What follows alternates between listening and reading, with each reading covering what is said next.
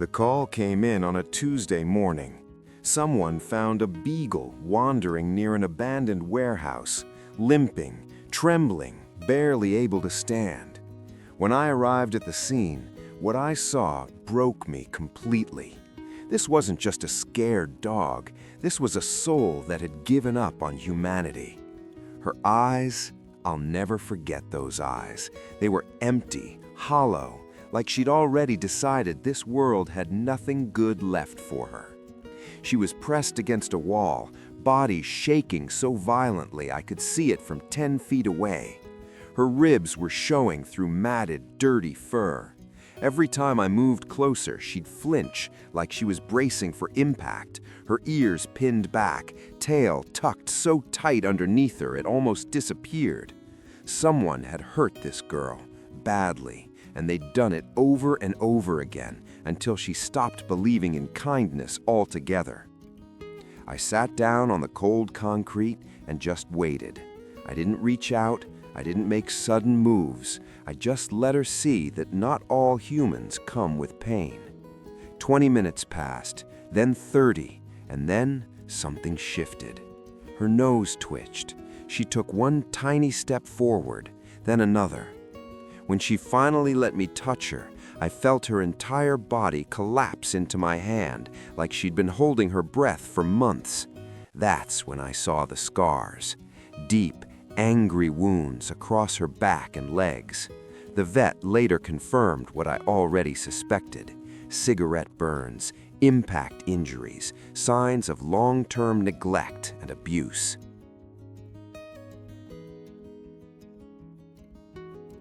But here's what gets me. Even after everything she'd been through, even after humans had shown her nothing but cruelty, she still had the courage to trust again. If that's not strength, I don't know what is. And if you're watching this and you haven't hit that subscribe button yet, I need you to do it right now. Because stories like this, they need to be heard. These animals deserve voices, and your subscription helps us rescue more souls just like her. So please, take 1 second and subscribe. It means everything. They told me at the shelter that she'd been there for 8 months.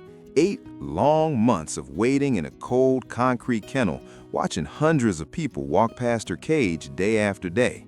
Families would stop, look at her, read her card that listed all her medical issues and behavioral concerns, and then move on to the next dog. They choose the puppies, the pretty ones, the golden retrievers with the wagging tails, the ones without baggage, without scars, without that haunted look in their eyes. Nobody wanted the broken beagle with the sad eyes and the trauma. She'd become invisible, just another number in an overcrowded system. But I couldn't leave her there. I couldn't walk away from those eyes. Something in them was calling out to me, begging for just one more chance. The first night at home was rough. She wouldn't eat, wouldn't drink, wouldn't even look at the soft bed I'd bought for her.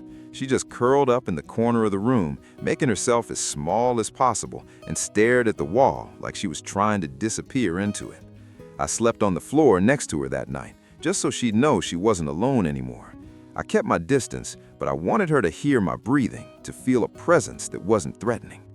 Around 3 a.m., I felt something warm press against my back. She'd moved closer, just an inch, maybe 2, but it was enough. It was everything.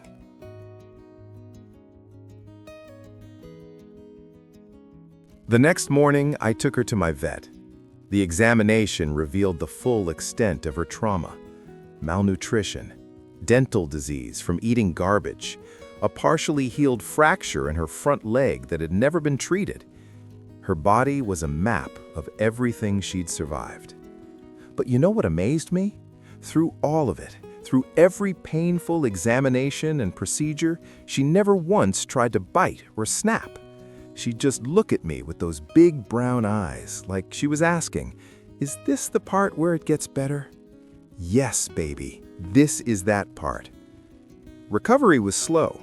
For weeks, she barely made a sound. No barks, no tail wags, nothing.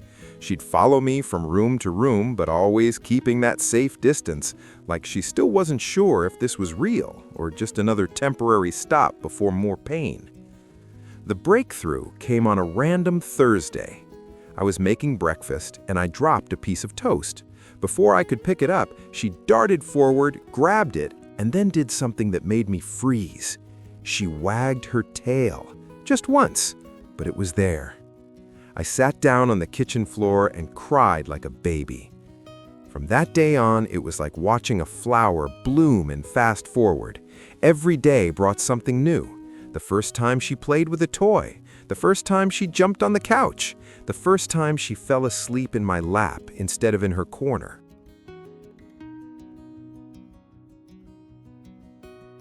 My other dog, Max, a golden retriever with the patience of a saint, became her therapy buddy.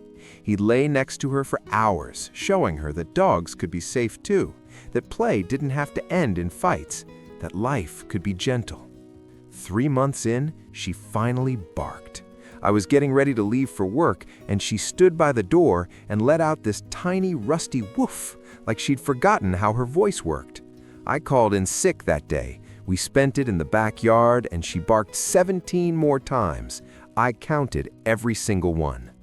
Now she's a completely different dog. She zooms around the house like a puppy, plays tug-of-war until she's exhausted, and has claimed the entire couch as her personal kingdom. She greets me at the door every single day with a toy in her mouth and a helicopter tail that could power a small wind turbine. But here's what really gets me. Sometimes when she's sleeping, I'll see her paws twitching, and she'll whimper softly. I wonder if she's dreaming about those old days, those dark days. And then she'll wake up, see me sitting there, and her whole face will transform. That's when I see it. That's when I see her realize every single time that she's safe now, that this is real, that she's home.